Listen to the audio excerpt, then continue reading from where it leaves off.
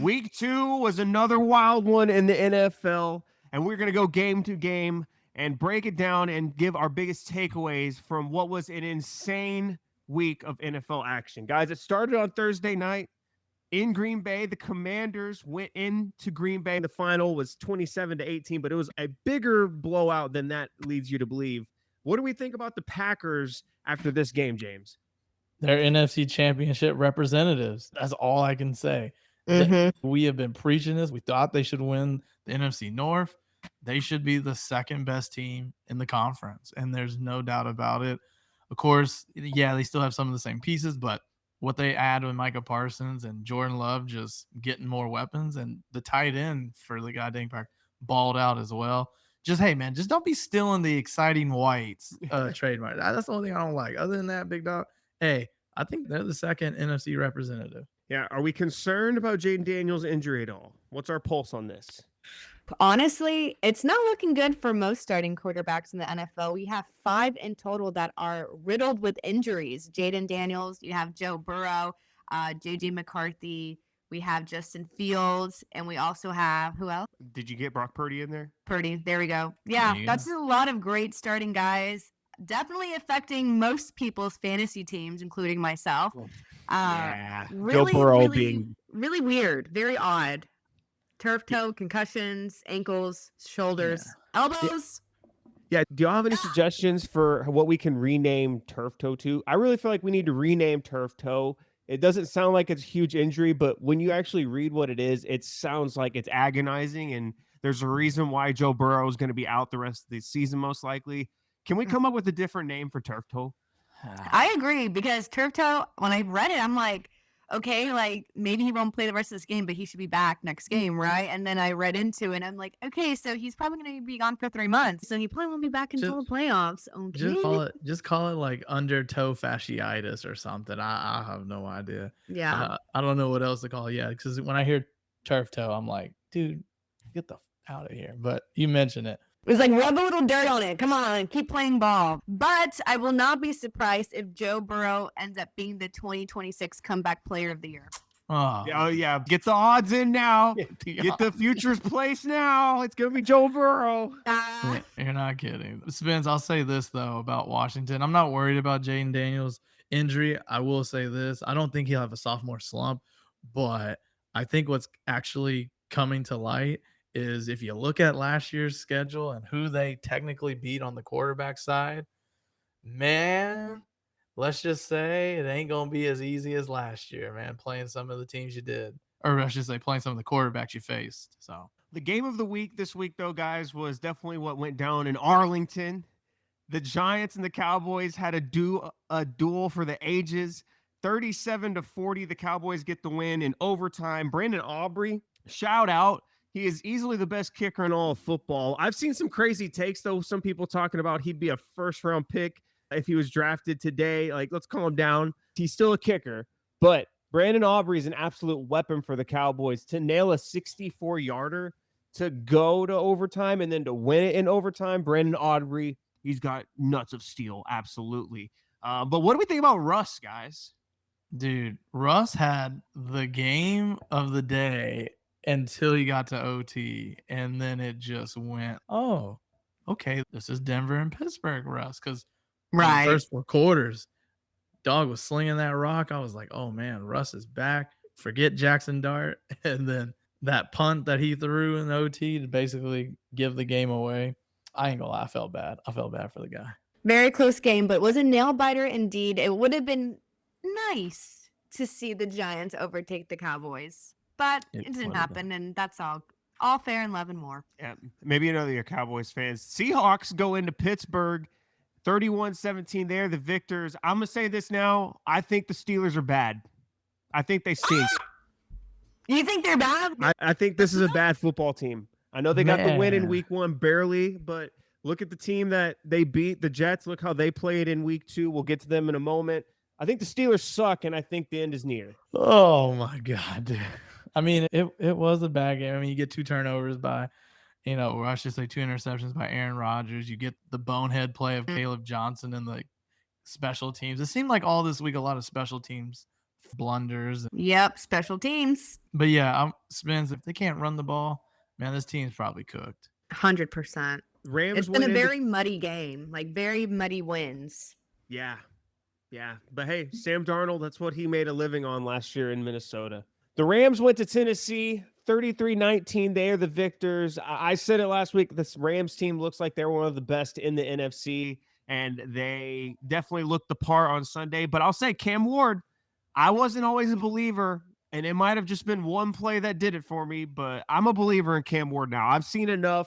I think the Titans will look back on this year, no matter how many wins they get, but they found their guy. Yeah, I can attest to that. I'm with you on this. I know you remember we had this talk about left field picks for Super Bowl 60, and mine was just the LA Rams off of just the youth of their defense. And of course, that was before Devontae Adams showed up to the picture. And yeah, man, Yeah. joke about the Packers, being the second representative. Don't look back on the Rams now, man. They still have basically the same team, if not better, and they can compete in the NFC with the Eagles and the Packers. I agree. Yeah, I feel like the Rams kind of snuck in because I knew for sure it's going to be Eagles and Packers. I think most people would assume that coming from the NFC, but the Rams have really triumphed and showcased a lot of grit, considering that Matthew Stafford himself is a little bit injured, and there's not as many notable players on the Rams team, but they're showing up and showing out, so respect. Yeah, I'll say this. For me, Puka Nacua is easily a top 5 wide receiver in the NFL. What he continues to do every single week is amazing. And also, Matthew Stafford made a throw in this game. I saw it going around on Twitter this afternoon. It was one of the most insane throws. I'm not even kidding. It's one of the most insane throws I've ever seen in my entire life. He's running forward and just kind of with the flick of his wrist, just launches it like 20 yards upfield on a dot right between some defenders. It was chef's kiss. And no one else can do that besides Matthew Stafford. The Bills went to New Jersey to take on the Jets, and a beatdown commenced. I thought the Jets had a chance in this game, but yikes, when Justin Fields went down early on, that was a wrap for the Jets on an ugly, ugly day. Anything from this game, y'all? I knew the Bills were going to win. I thought the Bills were going to win with obviously a bit more points because I feel like maybe Josh Allen. 30-10 isn't enough for you? 30 is a lot. I mean, 30 is a lot, but I could have done with a little bit more. I really see a expected three. a little bit more. I see a 3 on the scoreboard. I feel pretty good. I'll say this, for Josh Allen and them to get a win in MetLife was probably, of course, it's not big to everyone's eye, but seeing from past, like to get a win on MetLife or a team that, is always heavily favored against the Jets, just glad you finally got the dub and not like struggled in week 2. Patriots and Dolphins ended up being one of the best games of the day. It was ugly for a lot of the first half, but then the second half came and we had a punt return touchdown followed by a kick return touchdown. Drake May looked amazing in this game. Tua, yikes once again. James, what's our Tua level right now? How are we feeling on Tua right now? Just are we there yet? Are we off the Tua train? Just package the deal. Just throw in Tua, throw in Bryce Young. Oh, man, we haven't gotten to Bryce Young yet. Hold up now, James. Hold up now. Oh, my gosh. I can't believe I'm about to sign off. I'm about to sign off on my Bama quarterbacks, except one. There was one that we'll really get to him in a sec. Let's get to him in a sec. But no, God, I don't know what has gone on with Tua since the tattoos, since the fake veneers in his teeth, and the freaking baby dreads. Oh, man. If you just stat line watch, it's not none that of bad. those. Yeah, it's none of those. Everyone knew after last season, the way he looked after that concussion, he has a history of so many of them. Everyone was already pushing for him to potentially retire, and I think that should be his verdict at this point in time. I don't think that he has enough. I mean, the past 2 games have been really bad and really sloppy. He lost to the Colts week 1, and then now you're losing, to the Patriots week 2. It's just not a good look. Yeah, Dolphins got to pack it up and have a clean slate. That's their only hope at this point. I mean, Spence, you're right. I mean, the stat line looks good, but we all know what we saw on the interception in that last possession on 4th down, and they're just ineffective. And I want to blame Mike McDaniel so bad, but he also had Brian Flores as well. So there's only one common denominator right now, and that is Tua, time to turn your jersey in over. God. Yep, it was a rough one. We talked about this one a little bit earlier. Bengals pull out a very impressive dub, all things considered, against the Jaguars, 31-27. Jake Browning coming on in relief. One thing I learned in this game, it doesn't matter who's throwing the ball. Jamar Chase, T. Higgins, still the best wide receiver duo in all of football. 1,000%. Yeah, 1,000%. No, I'm totally with you. I would love to be any system quarterback in Cincinnati throwing to Jamar Chase and T. Higgins. I mean, come on. Now, I really don't know how I'm not going to lie. As much as I want to joke on Joe Burrow, I really don't know how the Bengals won this game after Browning threw 3 picks. The biggest thing I'll say, though, about this game, Trevor Lawrence might be out. Like, that I know that video we saw surface of him just blowing off his first year head coach. Yeah. That was bad. Like, Trevor, let's pump the brakes, bro.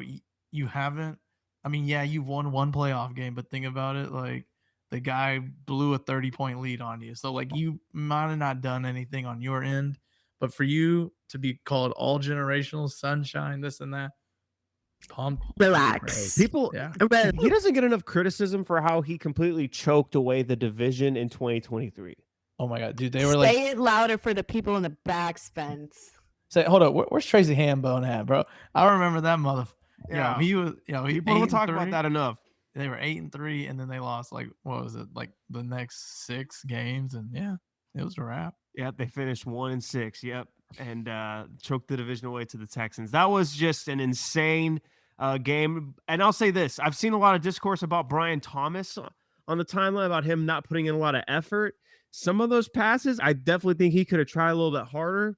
But some of those other ones, Trevor Lawrence is getting his head about to be blown off in some of these medicine ball passes that he's throwing out there. Things need to be cleaned up in Jacksonville. Right. They get the Texans at home in week 3. That should be a fun one. Now, James, one of your Alabama boys did get a dub yesterday. Mac Jones, 26-21 victors over the New Orleans Saints in New Orleans. Spencer Rattler looked a bit better this week, but it was not enough to beat the vaunted Mac Jones offense. We had big games from Christian McCaffrey. Juwan Jennings had a big touchdown. That was all they really needed to get the job done against the New Orleans Saints, who continue their march towards Arch. Hey, hold up, march towards. They're marching towards Arch. Hey, they better back up that march. Man, God dang. Oh, that's another topic. But no, hey, man. Hey, bro, the Mac Daddy has it, bro. He just needed to be in the right system. Yo, now I won't say like Brock Purdy took his last snap as a 49. I forget who said that on one of the big sports radio shows. It was better. Those better dudes are just trying to be hot takey. Yeah, dude, like pump the brakes. But I will say this. The Saints have impressed me a lot more than anyone because they could go 0-17, but they've looked good for 0-2. They've had 2 hard-fought games against the Cardinals and the Niners. Of course, both at home. We'll see what happens when they get on the road, but they look a lot better as an 0-2 team than some other 0-2 teams like the Panthers, like the Dolphins. They even look better than the Chiefs. LOL. I don't know if I'll go that far, but yeah, considering the fact the New Orleans Saints have lost 2 games in a row, I was shocked at how close of a game it was between them and the 49ers. Even though Mac Jones was the backup quarterback and Brock Purdy was not playing, I really thought the Saints would score maybe like 14, 17 points. So when I saw the final score to be 21, I'm like, I know it's a loss, but really wasn't that bad considering what they have over there. Yeah.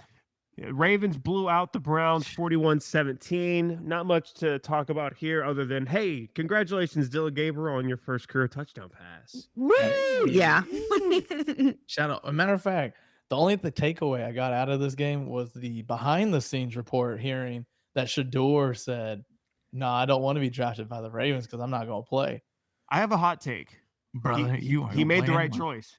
I have a hot take. He made the right choice. Oh, my God. He did. Explain. He never would have got any playing time in Baltimore. He would have played 3 preseason games. He would have played that blowout game against the Browns yesterday. Yeah. He would have had some PT. But you're right. But no. But you are right. Like, you're never going to see snaps Never. with Lamar Jackson under the helm like you could a team that's fumbling quarterback since 1999. Yeah, and that offense is built around a guy that's more mobile, like Lamar Jackson. That's why Tyler Huntley was their backup for all those years. So I don't know. I know that's hot take. You definitely shouldn't be picky. That's very prima donna of him. But if we're just looking at it in a vacuum, yeah, I think the Browns would be a better situation for him to go to than the Ravens. Yeah, definitely. I'm with you. Don't be picky as a first round pick. Yeah. But they pushed him to the 5th round on purpose. They got all political and stuff. They made a statement with that. I thought he was really going to go 3rd round. Giselle, you ain't watched the film? Come on, man. Come on. Wow. We watched film. Yeah. We watched all 20. We watch all the films, bro. Sometimes I got to watch highlights, especially with these little. We watched the Alamo Bowl. We watched it all. Oh, yeah. That Alamo Bowl was no bueno. Oh, God. That was no bueno. Lions dropped 50 on the Bears in Ben Johnson's, quote, revenge game. Man, the Lions, they heard the doubters about them losing their coordinators, said, hey, let me remind you who we are and who all we have on offense. 52 points. Jameson Williams, a big day. Amon-Ra St. Brown, 3 tutties. Yep. David Montgomery, Jahmyr Gibbs. This offense looked amazing. And guys, what do we think about Caleb Williams? It's a little too early. It's a little too early for me too still, but man, it's not looking good. That second and 32 interception was rough. Oh, that was bad. Everyone always complains when their team doesn't throw the ball down the field whenever it's 1st and long, 2nd and long, 3rd and long. That's why you don't right there. That's exactly what Caleb Williams did. James, what are your thoughts? You were quiet there. Hey, look, man, I'll say it like this, man. For the Lions, they told the Bears, man, tell your man how to squabble. Man, that's all they did, bro. Because, man, I was impressed. I was really impressed. Like, I didn't think they would be like a bad team, of course, after week 1, but I just didn't think they'd have like that same offensive juice calling. And man, now this is 2 weeks in a row, Smith and Giselle, we've been hearing about Caleb Williams and being either dyslexic, being brain dead. I don't know what you want to call it. With plays. I don't know what you want to call it. Brain dead? Yeah, I'm like, that's so wrong. I don't know. Like, I hear so many videos. Man, it's just bad news bears over there. There you go. Thank you. One of the crazier games of the day had a very controversial ending. The Colts hosted the Broncos, and it looked like it was going to be a Broncos victory when the Colts missed a game-winning 60-yarder, only for there to be a flag on the play, 15-yard unnecessary roughness. The Colts then drill a 45-yarder, and they get the dub at home. Daniel Jones, Indiana Jones. 2-0. Does this say more to y'all about the Colts or the Broncos? It says more about the Colts, because with Daniel Jones, where he was before, I mean, who really cared? Everyone was like, yeah, he's the starting quarterback, but does he deserve to be the starting quarterback? Because this whole franchise, this whole team is crap. But now that he's over at the Colts and he's taken over Anthony Richardson's position and he's doing it quite well. I mean, 2 wins in a row. Wow. So I'll flip the switch. I want to say the Colts, but we do remember last year, Spence, someone used to be 2-0, and it was the Saints and Derek Carr, and then that fell right off the rocker. So I'll switch sides, and I'll go, this is more on the Broncos, just because you lose a game that you should have won. Yep. You got outgained on offense. So basically your defense, who we thought was supposed to be top 5 at least, is allowing over 400 yards in that game. Again, you lose to Daniel Jones. You let 165 yards go to Jonathan Taylor. And again, you didn't look good week 1. I know Spence mentioned it last week. So this is a team that we had high aspirations for to maybe win this division. And right now I'm like, oh, man, maybe we should have just pumped the brakes on all rookie quarterbacks and just wait till year 3. Yeah, it's just something like this always happens to Sean Payton coach teams. And to me, when you have something like that happen on the last play of the game, that is coaching. And there's always something with Sean Payton. When he's been with the Saints post Drew Brees, and now with the Broncos, there's always something with Sean Payton. And I think it was coaching that lost them this game this week, because they had it on a platter. Despite all the BS, they had it on a platter, and the Colts got it done. Yep. As long as a team can capitalize on their opposing team's errors, then you're in for a win, especially like if they're the better team, but they're messing up that bad. The Cardinals worked very hard to try to give the Panthers a chance to win this game. They only end up winning 27-22. Yikes. If you are a Cardinals fan watching this game, they had a chance to win the game after an onside kick recovery, but they hold on. But James, the story of this game is going to be the play of Bryce Young. Where are we at with Bryce Young? Ooh. So stat-wise, it's one of those things. It looks good, but how you started that game with a fumble and then an interception the first 2 drives, again, you start off 0-2 again on the road. I'll give him credit for at least trying to will his way back. Hey, get a cover on the side. Hey, we like it on the betting angle, but we're way past this now. We're year 3, Bryce. You technically have the worst record as a starting active quarterback in the NFL. Yeah. Either A, Bryce, man, find a way to play better, even though it's hard to say when he goes 35 for 55. Like, I mean, it's not bad.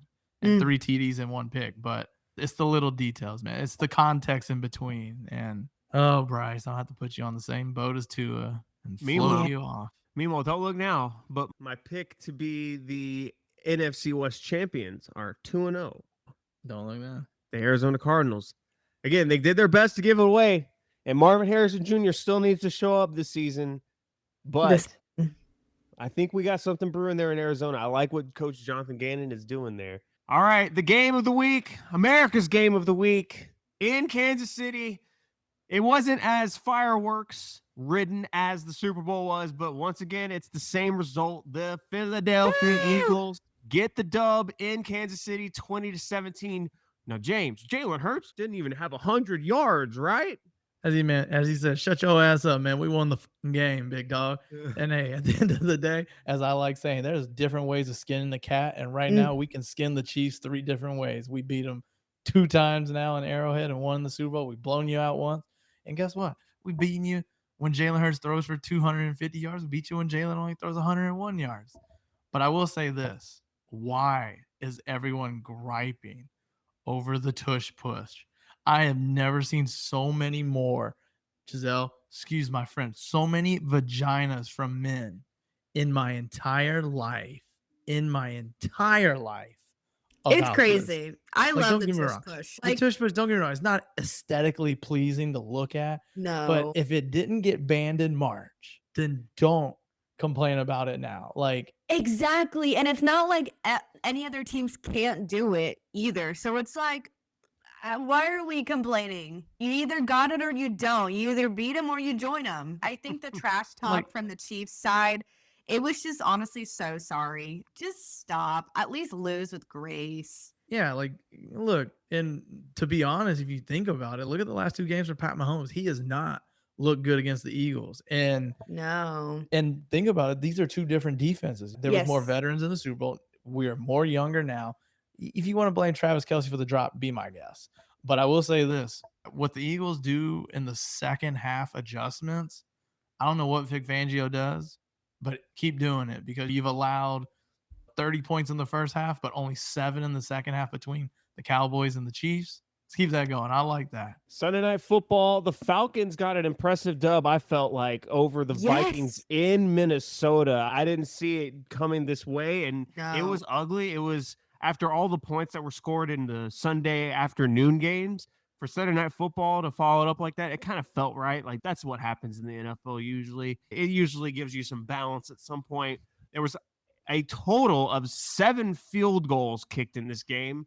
And then we did finally have a touchdown scored at the very end there. Guys, any thoughts on this? I'll say this. I know he got hurt, but J.J. McCarthy, even though I'm a fan and I'm still in on the guy. I'm still thinking he's a gamer. I still like him as a quarterback. If we're being honest, if we're looking at his 2 games, he's got 7 quarters of bad play, and he has 1 quarter where he was a very, very elite quarterback. That part. This was supposed to be the rookie version of the Chiefs and Eagles matchup because it was, you got Penix and McCarthy. And the fact of the matter of Penix and the Falcons being able to overtake the Vikings, and you have JJ McCarthy and you have Justin Jefferson, I don't want to speak for both of y'all, but I felt that the Vikings were going to win that game. And so for the Falcons to win that, it just was not a good look for Minnesota. So I'll say this, I think the Falcons found their kicker for the future. Younghoe Koo, get ready to learn Canadian Football League because that is where you're going, buddy. But for the Vikings, you mentioned it, 7 quarters of bad football. We watched the 1 quarter on our live stream, and I don't want to call him Tim Tebow, but at the moment, that's what he's kind of playing like, pretty mid to below average, and then maybe a 4th quarter spark. But this is what we're expecting. Like you mentioned, Giselle, this is supposed to be that rookie slump. You get a game where you might win, and then you look like crap the next game. I was surprised. I did pick the Vikings to win, even though I picked the Falcons to cover the spread. So it was like a double-edged sword for me. I got a loss. Oh, but I got a dub. But at least the Falcons, though, they looked aggressive on a Brian Flores defense with Bijan Robinson, 143 yards. Hey, man, don't look now. I mean, hey, I think I might have to hand y'all the torch. The Falcons are the second best NFC South team. What? Hey, did y'all catch the big news on the broadcast from this game also? It's that it's actually not Bijan anymore. We're back to Bijan. Oh, we're back Bijan. We are back to Bijan. And I want to say this. I know they said on the broadcast that we're going back to Bijan now. This is the last change you're allowed, Bijan. All right. You can't in a few more months be like, no, I want to go back to Bijan. Nope. You're Bijan forever now. Right. And that's just confusing for us broadcasters. If you keep changing your name, it's like we're very particular and we have to know people's names and the pronunciation to a T. So if you just go flip and flop and it's like tomato, come on. Yeah. How you say people's names matters to me. All right. Yes. You got to get right. Finally, we'll wrap up with this Monday Night Football doubleheader. The second game is going on as we speak, which, hey, Justin Herbert. Spencer's guy. Good. He had an absolute dot to Quentin Johnston in the first half. We'll see if he holds on. The Chargers did go on to win and are 2-0. But the first Monday night game was mine and Giselle's Houston Texans falling to 0-2 at the hands of the Tampa Bay Buccaneers, who get their revenge after the Texans did the exact same thing 2 years ago in the building that this game went down in tonight, NRG Stadium. Got a touchdown in the closing seconds like the Texans did in 2023. Yep. Man, it is hard to believe, but it is true. The Texans are 0-2 to start the season and lots of problems. You can point to a lot of different directions. They lost this game tonight for one reason and one reason alone, and that was the defensive play on the final drive. I thought, despite the offense being bad all night, that they did enough in the end. The defense was supposed to be their calling card. Now has some question marks, I feel like. God, I couldn't agree more. I looked at this Texans team, and I was going to be realistic. Would I love for them to have been 2-0 instead of 0-2? Absolutely. But I really felt that they were going to be 1-1, and that there was a very high potential for them to lose against the Tampa Bay Buccaneers, but win for week 1. So for them to start 0-2 and be at the bottom of the barrel of the AFC South division, it does stress me out. Yes, there is so many games to play, so much ball to play, obviously, but it just goes to show that the Texans' decisions for this season's NFL draft are coming to bite us in the butt. Despite us having a phenomenal arsenal both on the offensive and defensive end, it's having a very poor O-line it's just showcasing game after game. And if they aren't able to handle this, and I just don't see how the Texans can have a very far drive for this season's playoffs. I just don't. For me, Giselle and Spence, I look at only 2 things. One, of course, it's the O-line. Why didn't you draft O-line in the draft? And then number 2, you don't have a number 2 receiver. This is what it looks like. I'm looking at CJ Stroud's stats, 13 completions, and 6 of those are only to Nico Collins and Schultz. So we're not putting so much investment into an ACL tear, Stephon Diggs, but you didn't replace that with anyone. I mean, you got 2 rookie Jalen's, and then you got from Iowa State. Well, Joe Mixon is also out, and then we got Nick Chubb. Nick Chubb scored us a touchdown in the 4th quarter, so that was cool. We also acquired Christian Kirk, but he's sidelined right now with injuries. There's just so many injuries. Christian Kirk's definitely going to make a difference when he comes back. But here's my problem. You're right, James. They at least invested some picks with Jaden Higgins and Jalen Noel. But here's my problem. Neither of them are on the field tonight. I'm seeing so much Justin Watson for my liking. I can't handle this. Why is he on the field? Why is it just because he's that good of a blocker? Same for Xavier Hutchinson. You know, I get that he's the experienced guy over Higgins, but this is a guy you drafted in like the 6th round. Why is he getting so many snaps when you have your 2nd round, 33rd overall or 34th overall, draft pick in this past year's draft, Jayden Higgins? Why is he not getting more plays? What is he not doing to get more snaps when you're an offense that desperately needs playmakers? Why are we not throwing him the ball at least a little bit? Get him going on something. My goodness. I don't get it. But again, you're right. It's the offensive line. Tonight, Laken Tomlinson, I hope he just never comes back to the Houston Texans. I hope they figure out some kind of way to get him off this team tonight. He was horrendous, constantly getting just bulldozed over, giving up sacks. Yes. Horrible. I was doing my 50 minutes of stairs, and I was like, all right, I'm on my last minute. The Texans have what it takes to score one more touchdown. And then they just didn't. There were so many times where it was like 3rd down conversions or even like 4th down. And I'm like, what are you doing? Like, who is making these calls? I'm deeply concerned. I'm concerned not only as a fan, but even just watching this, I'm like taking my Texans bias helmet off. Why are we still making so many errors? We have really good veteran players on this team. It's not like we're riddled with rookies. Yeah. And I think that's another thing, too. I think we need to start having conversations about D'Amico Ryans for the first time. I'm not saying fire him, but we just need to have some conversations. The honeymoon is over with me. With D'Amico Ryans. Like, he got a pass for 2 years for truly changing the culture from how toxic and how horrible it was before with the previous regimes under David Culley and Lovie Smith. And D'Amico Ryans gets a ton of credit for this new era of Texans football. But the honeymoon is over. This is year 3, and you're 0-2. Yeah, we got to keep it real, man. Rip the Band-Aid off now while we can at the beginning stages before it's too late. And then now we just wasted a season. We wasted a really healthy and young CJ Stroud. That's what I definitely don't want to see.